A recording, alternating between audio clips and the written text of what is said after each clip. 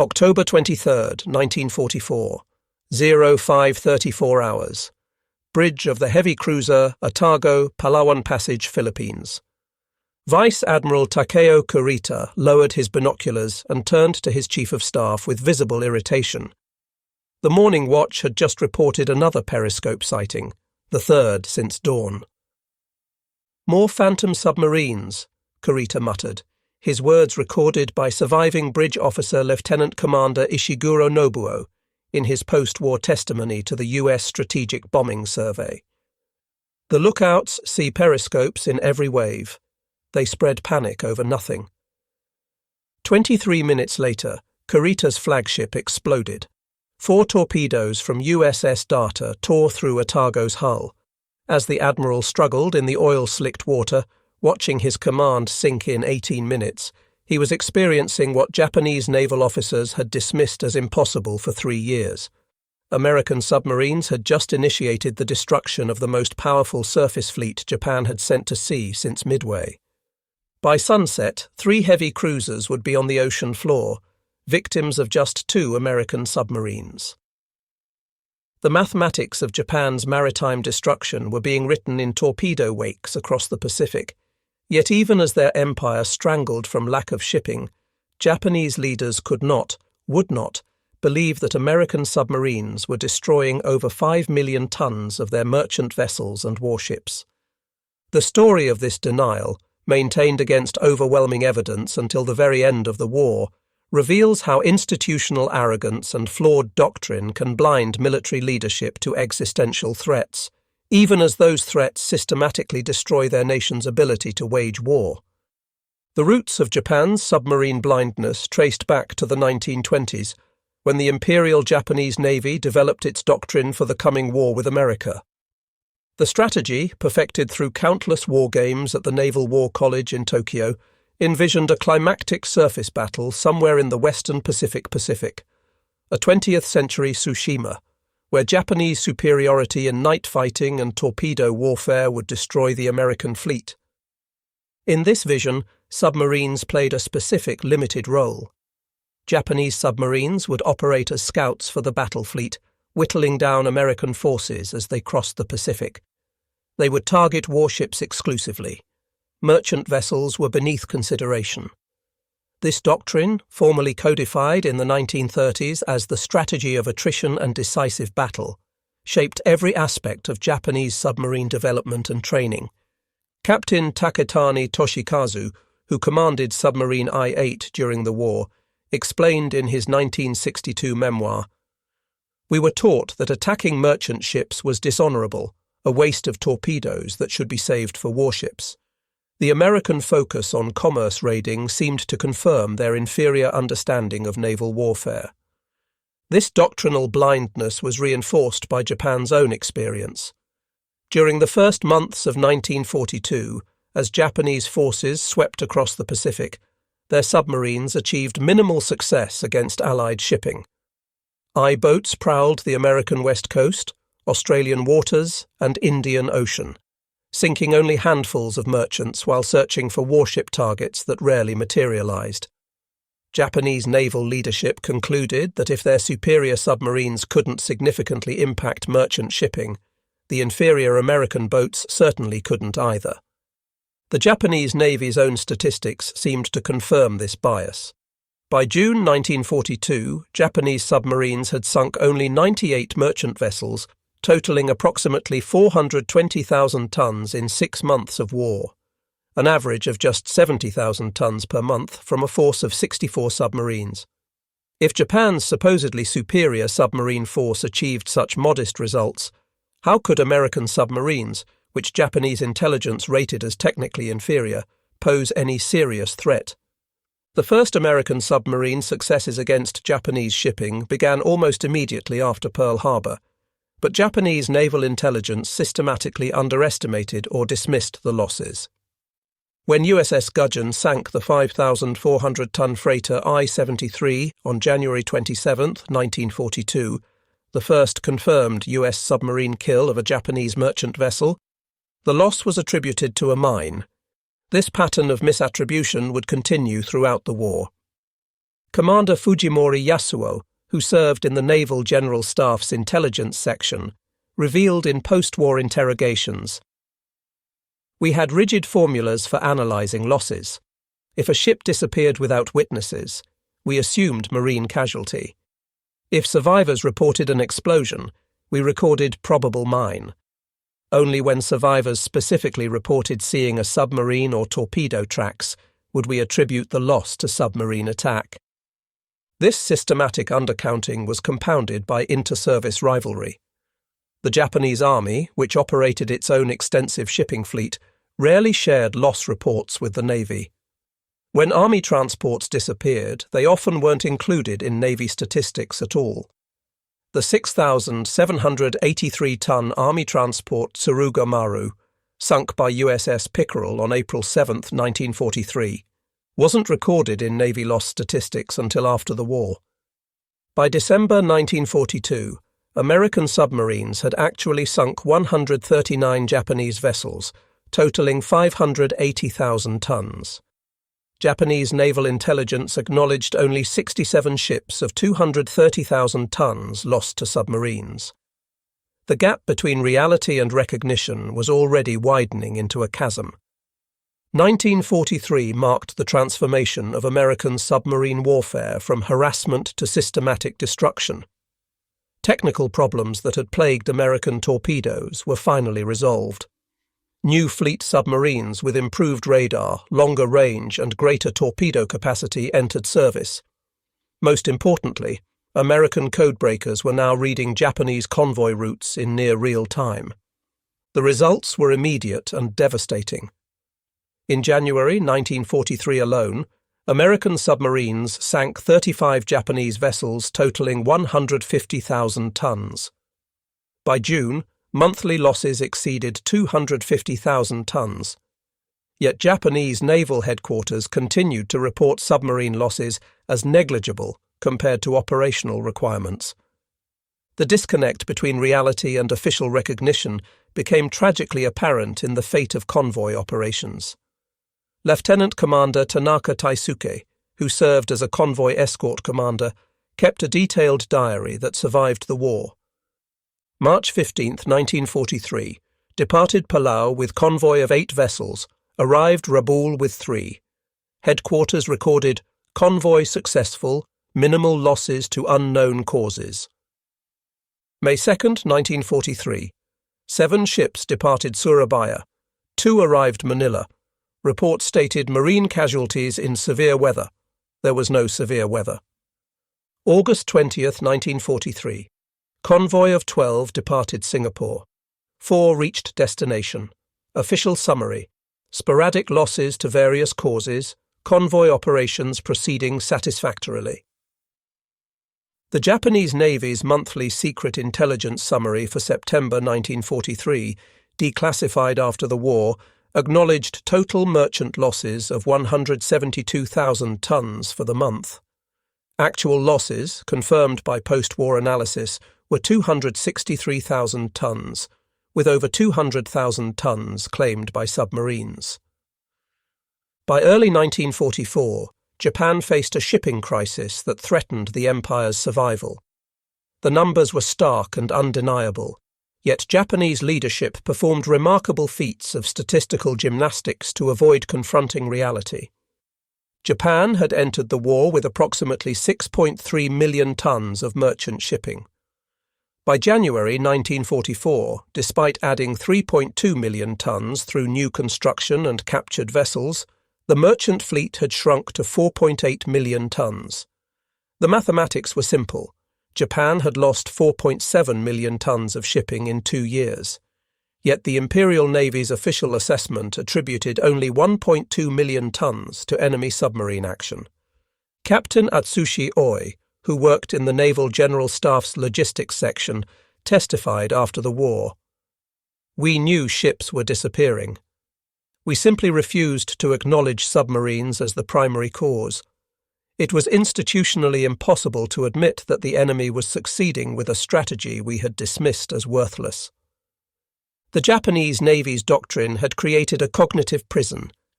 Having declared commerce warfare ineffective and dishonourable, They couldn't acknowledge its devastating success without admitting fundamental errors in judgment.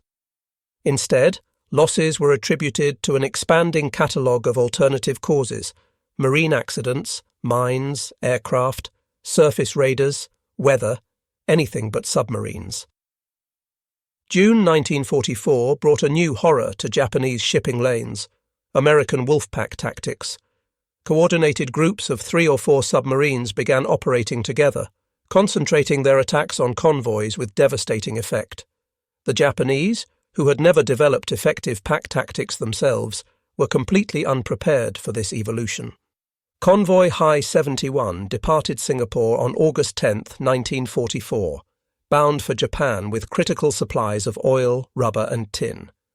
The convoy consisted of 12 merchant vessels and 6 destroyers, a powerful escort by Japanese standards. What followed would become known as one of the war's most devastating convoy battles. Between August 17 to 19, 1944, American submarines struck repeatedly. USS Rasher, Spadefish, Redfish and Bluefish coordinated their attacks. The slaughter was unprecedented. Over 8,500 Japanese personnel died in less than 24 hours. The 8,500-ton transport Tamatsu Maru went down with 4,755 troops aboard. The 11,600-ton Teiya Maru sank with 2,665 soldiers. In total, 7 ships totaling over 40,000 tons were destroyed. Yet the Japanese Navy's official report on High 71 minimized the disaster. Convoy encountered enemy submarine activity. Several vessels lost. Escort operations partially successful in delivering remaining ships. Commander Hara Tamichi, one of Japan's most skilled destroyer captains who participated in numerous convoy battles, later wrote, "I reported the true scale of submarine attacks repeatedly. My reports were consistently edited by headquarters. They could not accept that American submarines had become this effective. Japan's most critical vulnerability was oil. The conquered Netherlands East Indies produced abundant petroleum, but it was worthless without tankers to transport it to Japan. American submarines made tankers their priority targets, and the results were catastrophic. Japan started the war with 578,000 tons of tanker capacity. Through desperate construction efforts, this peaked at 873,000 tons in 1943. But by early 1945, tanker tonnage had fallen to just 266,948 tons, less than half the starting capacity. The mathematics of fuel starvation were inexorable, yet Japanese planning continued to assume tanker losses would remain manageable. Captain Shiraishi Kazutaka, who commanded the tanker Nippon Maru, described the reality in his diary. "Every voyage is Russian roulette. We sail independently because headquarters insists tankers are too fast for submarines. This is fantasy. I have been attacked 4 times. I survive only by luck." Shiraishi's luck ran out on January 14, 1944. USS Nautilus put 3 torpedoes into Nippon Maru off Saipan. The 9,975-ton tanker sank with 2,000 tons of desperately needed aviation gasoline. Japanese records listed the cause as probable mine damage. The tanker attrition accelerated through 1944. In October alone, American submarines sank 23 tankers totaling 178,000 tons. The Japanese Navy's war diary acknowledged increased tanker losses to various causes, but continued planning operations assuming normal fuel availability. By late 1944, Japan attempted to implement a proper convoy system, but it was too little, too late. The Grand Escort Command, established in November 1943, had been given inadequate resources and authority. Worse, Japanese anti-submarine warfare remained primitive compared to Allied standards. Captain Matsuyama Mitsuharu, who commanded escort vessels, described the hopeless situation. "We had no radar, inadequate sonar, insufficient depth charges. We could not communicate effectively between escorts. American submarines attacked at night on the surface. Using radar, we didn't have to see us when we couldn't see them. We were blind men fighting ghosts. The statistics told the story of systematic failure. In 1944, American submarines sank 603 Japanese vessels totaling 2.7 million tons. Japanese anti-submarine forces claimed only 18 American submarines destroyed. Actual losses were 19, remarkably close to Japanese claims, but representing less than 10% of the American submarine force operating in the Pacific. The exchange ratio was devastating. Japan lost 141 tons of shipping for every ton of American submarine destroyed. No nation could sustain such losses and survive. Even as Japan's maritime lifeline collapsed, senior leadership maintained their denial through increasingly creative interpretations of reality. The Imperial General Headquarters liaison conferences, where Army and Navy leadership coordinated strategy, became exercises in mutual delusion. The transcript of the October 6, 1944 liaison conference, discovered in burned military archives after the war, reveals the depth of denial. When Army Chief of Staff General Umezu Yoshijiro demanded explanations for critical supply shortages, Navy Chief of Staff Admiral Oikawa Koshiro responded, "Temporary disruptions in shipping schedules due to various factors including weather, port congestion, and sporadic enemy action. The situation will stabilize with improved coordination." At that moment, American submarines were sinking Japanese ships at a rate of 300,000 tons per month. Sporadic enemy action had become the leading cause of death for Japanese merchant mariners. While official reports maintained their fiction, individual accounts revealed the truth. Thousands of Japanese merchant mariners and naval personnel experienced submarine attacks firsthand. Their stories, collected after the war, paint a picture of mounting terror on Japan's sea lanes. Merchant Captain Yoshida Mitsuo survived 4 submarine attacks. His account, published in 1955, describes the psychological impact. By 1944, every departure felt like a death sentence.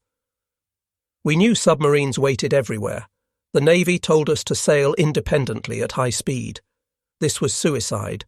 We begged for escorts, for air cover. They said submarines were a minor threat. Radio operator Tanaka Kenji served on 6 different vessels during the war. 5 were sunk by submarines. He testified, "After my 3rd sinking, I reported to headquarters that submarine attacks were constant. An officer told me I was exaggerating, that I had been unlucky. Unlucky 5 times? The most controversial submarine attack involved the Awa Maru, torpedoed by USS Queenfish on April 1, 1945. This 11,739-ton passenger cargo vessel had been granted safe passage by the United States government to carry Red Cross supplies to Allied POW camps. In poor visibility, Queenfish's commander mistook her for a destroyer.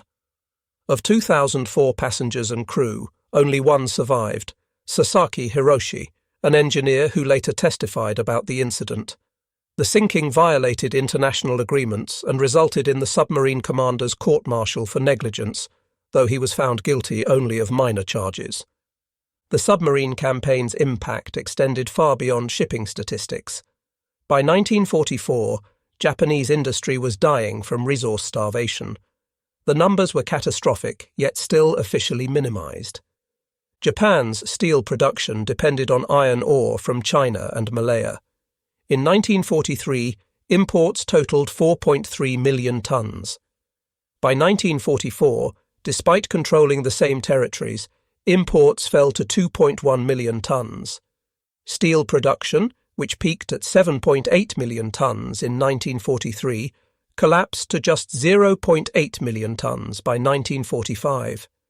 The missing ore lay at the bottom of the Pacific. Aluminum production faced similar collapse. Bauxite imports from the Netherlands' East Indies fell from 750,000 tons in 1943 to 280,000 tons in 1944. Aluminum production plummeted from 151,000 tons in 1943 to 151,000 tons in 1944 to just 7,000 tons in 1945, a 95% decline directly attributable to submarine interdiction. Engineer Takahashi Sankichi, who worked at the Yokohama shipyard, described the cascading failures. First, raw materials became sporadic. Then they stopped entirely. We had workers, we had facilities, but nothing to build with. Management insisted materials were in transit. We knew they were on the ocean floor. Perhaps nowhere was submarine impact more decisive yet more denied than in the destruction of Japanese air power, not through combat, but through fuel starvation. Commander Okumiya Masatake, Air Staff Officer of the 1st Air Fleet, documented the collapse in his post-war account. By October 1944, we had 3,000 trained pilots and 2,000 operational aircraft. We had fuel for perhaps 200 hours of flight operations, not per pilot, total. The submarine campaign had created a cascading failure. Tankers couldn't deliver aviation gasoline. Without fuel, pilots couldn't train. Without training, even available aircraft were useless. Yet Tokyo continued issuing orders assuming normal fuel supplies. November 24, 1944, marked the first B-29 raid on Tokyo from the Marianas. Of 111 bombers attacking, Japanese fighters managed to intercept only 17. Not from lack of aircraft or pilots, but from lack of aviation fuel that submarines had sent to the bottom thousands of miles away. American submarines' technological superiority grew throughout the war, with radar providing the most decisive advantage. By 1944, every American submarine carried SJ surface search radar, allowing them to detect targets at night beyond visual range. Japanese escorts remained largely radar blind. Lieutenant Commander Yamada Takeo, who commanded destroyer Shigure, described the impossible tactical situation. They could see us when we couldn't see them. They tracked our convoys from beyond the horizon. They attacked on the surface at night, using speed and radar to evade our blind groping. We were fighting the invisible. The Japanese Navy had radar technology but couldn't deploy it effectively. Component shortages, caused by submarine interdiction of raw materials, limited production. By late 1944, only 30% of Japanese escorts carried any form of radar, mostly primitive sets with ranges under 5 miles. American SJ radar could detect targets at 15 miles. This technological gap produced increasingly one-sided encounters. USS Batfish demonstrated this superiority in February 1945 when she sank 3 Japanese submarines in 76 hours, Row 55, Row 112 and Row 113, all detected by radar before they knew Batfish was present. The submarine-induced fuel crisis contributed directly to Japan's adoption of kamikaze tactics. With insufficient fuel to train pilots properly, the military chose to use minimally trained pilots for one-way missions requiring only enough skill to take off and aim at a ship. Vice Admiral Onishi Takijiro, father of the kamikaze program, privately acknowledged the connection. His chief of staff, Captain Inoguchi Rikihei, recorded Onishi's words. "We have fuel for 1 mission per aircraft. We can either waste it on inadequate training or use it for a final attack. The submarines have made the choice for us." The first organised kamikaze attacks on October 25, 1944, used pilots with an average of only 40 hours flight time. Before the submarine campaign strangled fuel supplies, minimum combat training required 300 hours.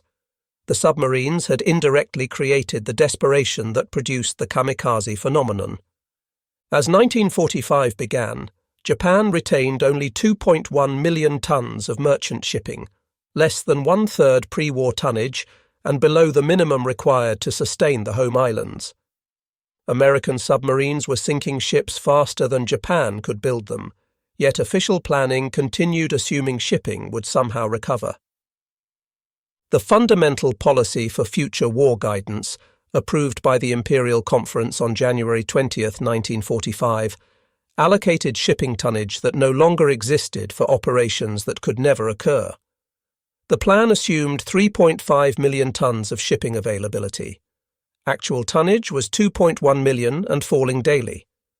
By March 1945, the submarine noose had tightened to strangulation. Japan's remaining merchant ships huddled in harbours, afraid to venture into submarine-infested waters. The maritime nation that had conquered the Pacific could no longer safely sail its own coastal waters. The final demonstration of maritime supremacy came with Operation Starvation, the B-29 aerial mining of Japanese home waters, beginning March 27, 1945. While this was an air operation, not submarine warfare, its success depended on submarines having first destroyed Japan's anti-mining capabilities. Japanese minesweepers, critically short of fuel due to submarine attacks on tankers, could barely operate. The specialized equipment needed for magnetic and acoustic mine clearance hadn't arrived from Germany. Submarines had sunk the ships carrying it. The Japanese Navy could only watch as B-29s closed their remaining ports. Admiral Nomura Naokuni, responsible for mine warfare, testified, "We knew exactly what mines the Americans were dropping. We knew how to sweep them. We lacked fuel to send minesweepers out and equipment to clear them." Both shortages traced directly to submarine attacks. The last major convoy from Singapore, High 88J, departed March 26, 1945. The convoy's fate illustrated Japan's complete inability to protect vital shipping. On March 29, 1945, USS Balao and USS Hammerhead, working with B-25 bombers from the 345th Bomb Group, decimated the convoy. Of 6 ships that started, only 1 reached Japan. The massive 11,000-ton tanker Sarawak Maru went down with desperately needed oil.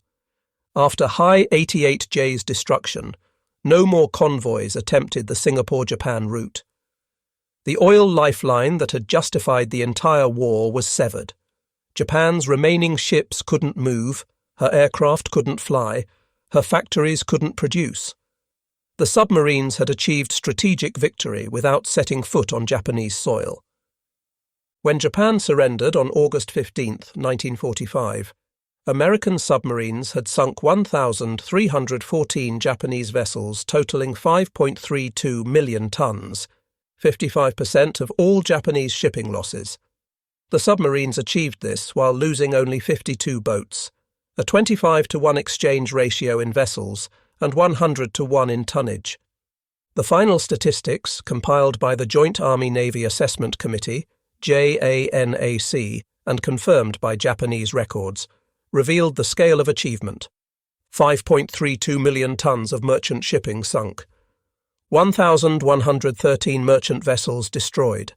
201 naval vessels sunk, totaling 540,192 tons.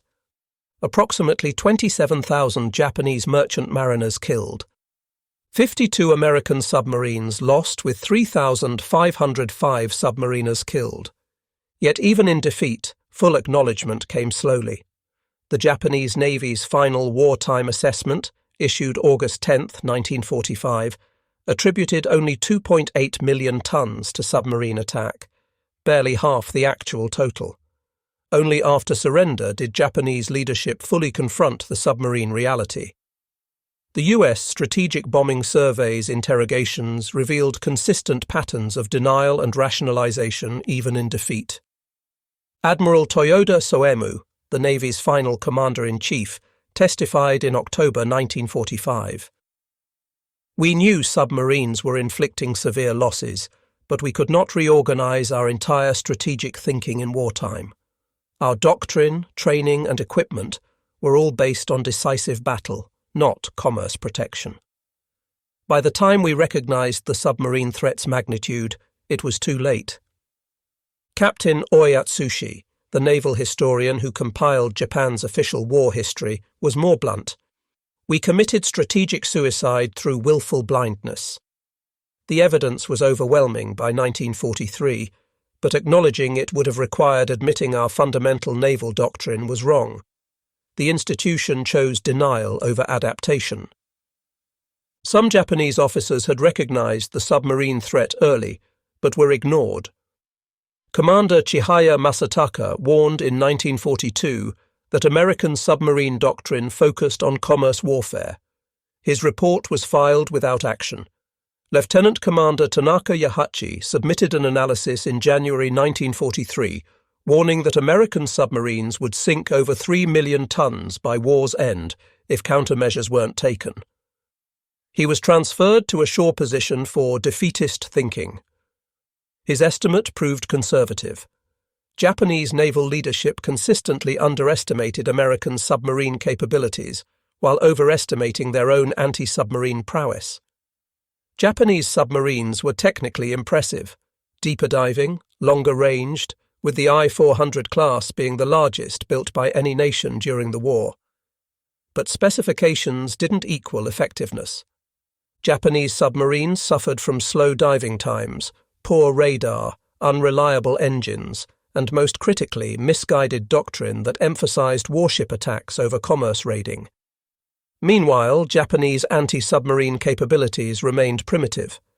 Their depth charges were set too shallow, rarely reaching American submarines operating below 300 feet.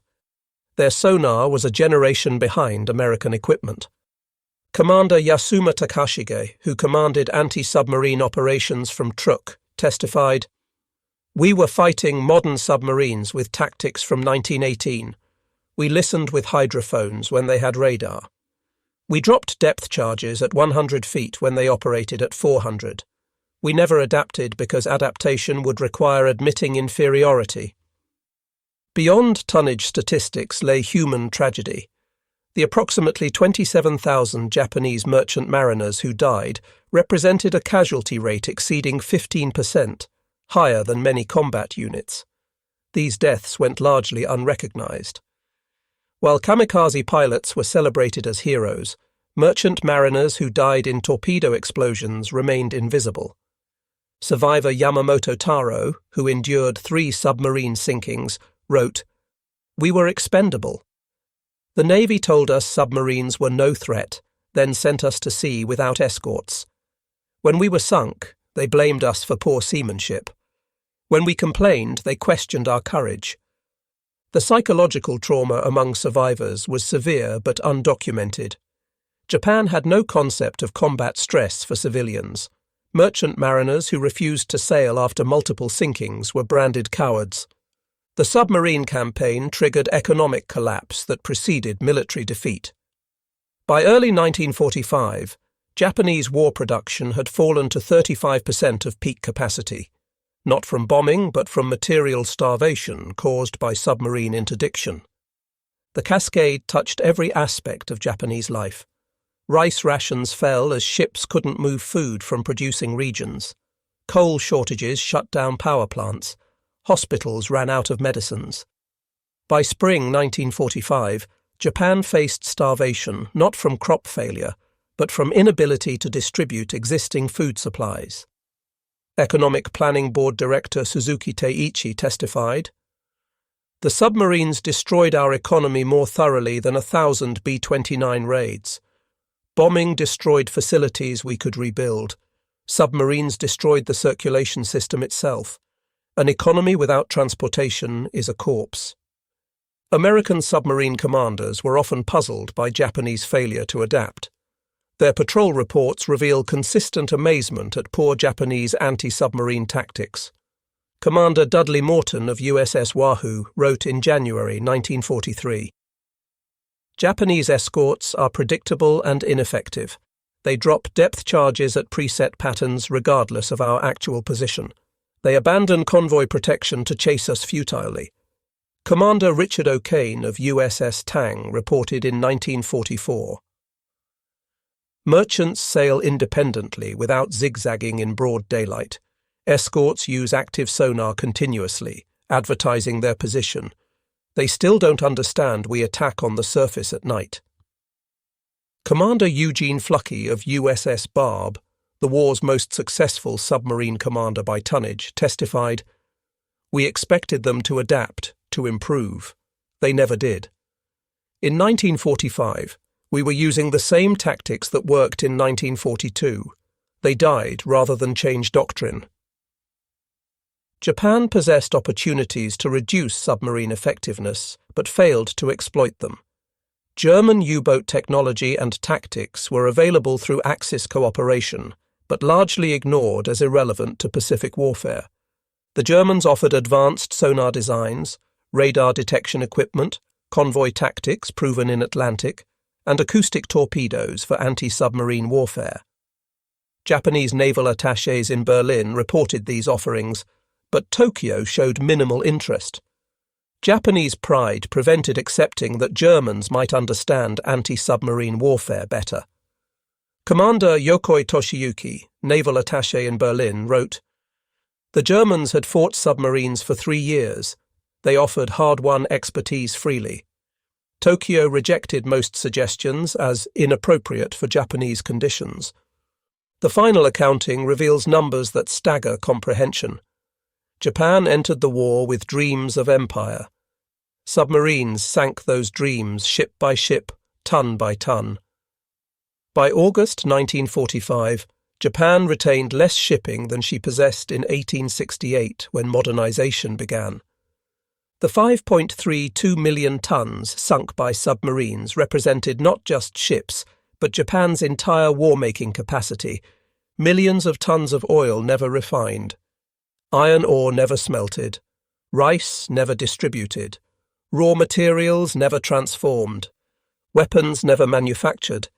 These missing resources translated directly into military impotence. Battleships sat immobilized for lack of fuel. Aircraft remained grounded. Factories stood idle. The industrial nation that challenged America had been reduced to pre-industrial transportation capacity. Military historians identify several factors that contributed to Japan's submarine denial. Doctrinal rigidity. The Japanese Navy's pre-war doctrine became dogma. Having declared commerce warfare ineffective, they couldn't acknowledge its success without admitting fundamental error. Cultural factors. The concept of face made acknowledging mistakes extremely difficult. The submarine threat had been dismissed early. Reversing that position would require admitting failure. Institutional blindness. The rigid hierarchy prevented junior officers who recognized the threat from effectively communicating concerns upward. Senior officers who had dismissed submarines couldn't reverse position without losing authority. Technological arrogance. Japanese belief in spiritual superiority over material factors created cognitive blindness to American technological advantages in radar, code breaking, and submarine design. 60 years after the war, Japanese naval historian Captain Hara Tameichi delivered the definitive judgment. "We lost the war to submarines but could never admit it. To acknowledge submarine success meant acknowledging complete strategic failure. We chose comfortable delusion over uncomfortable truth. That choice cost us an empire and nearly cost us our nation." American naval historian Clay Blair concluded, "No force in history achieved more with less than American submarines in the Pacific. Comprising less than 2% of U.S. Navy personnel, they destroyed over 55% of Japanese shipping. They succeeded not through numbers but through technology, training, and Japanese refusal to acknowledge their effectiveness." The last surviving Japanese naval officer to hold submarine command, Commander Hashimoto Mochitsura, who sank USS Indianapolis, reflected in 2000. "We never understood American submarine warfare because we never understood American thinking. They fought a war of economics while we fought a war of honor. They targeted our weakness, dependence on shipping. We ignored their success because it didn't match our concept of naval warfare." The Japanese inability to acknowledge submarine effectiveness stands as history's premier example of institutional denial defeating institutional survival. Despite overwhelming evidence, clear statistics, and mounting disasters, Japanese leadership maintained their denial until the empire lay in ruins. Modern military institutions study Japan's submarine blindness as a warning against doctrinal rigidity. When institutional culture prevents acknowledging unwelcome realities, defeat becomes inevitable. The submarines didn't defeat Japan alone. Japanese denial of submarine effectiveness ensured that defeat. Admiral Arleigh Burke, who served in the Pacific and later became Chief of Naval Operations, summarized, "The Japanese Navy died of willful blindness. They had excellent officers, brave sailors, and adequate resources. They lacked only the institutional courage to admit error. That lack cost them everything." The story ends where it began, in the water. But now, instead of Vice Admiral Kurita dismissing phantom submarines in October 1944, we have the final image. Emperor Hirohito, in August 1945, standing in his Tokyo palace, looking at charts showing Japan's surviving merchant fleet. Less than 1.5 million tons remained from over 10 million tons controlled in 1942. The emperor asked his naval minister, "How did we lose so much shipping?" Admiral Yonai Mitsumasa finally spoke the truth. "The American submarines, Your Majesty. We could not believe their effectiveness until it was too late. We chose to maintain our illusions rather than confront reality. The submarines destroyed not just our ships but our ability to wage war." The emperor nodded slowly. The war was over. The submarines had won, and Japan had lost not just to American submarines, but to their own inability to believe what those submarines were achieving. The numbers were final, irrefutable, and devastating. American submarines had sunk over 5 million tons of Japanese shipping. The Japanese could not believe it was happening even as their empire strangled from lack of supplies. They maintained their disbelief until the very end, when belief no longer mattered because the ships, the cargo, the fuel, and the empire itself lay at the bottom of the Pacific. In the end, the greatest American submarine victory was not the tonnage sunk, but the psychological paralysis inflicted, the inability of Japanese leadership to accept what was happening, even as it destroyed their ability to fight. The Japanese could not believe American submarines were sinking their empire. That disbelief ensured the submarines succeeded beyond America's wildest expectations. The story of Japanese denial of American submarine effectiveness remains history's starkest reminder that refusing to acknowledge unwelcome truths doesn't make them less true, it only makes defeat more certain. The 5 million tons of shipping at the Pacific's bottom testified to a truth Japan could never accept. In modern war, production and technology triumph over spirit and tradition. The submarines had taught this lesson ship by ship, ton by ton, until no ships remained to carry the illusion of Japanese victory. The Japanese could not believe US submarines sank over 5 million tons of their shipping. That disbelief became their epitaph,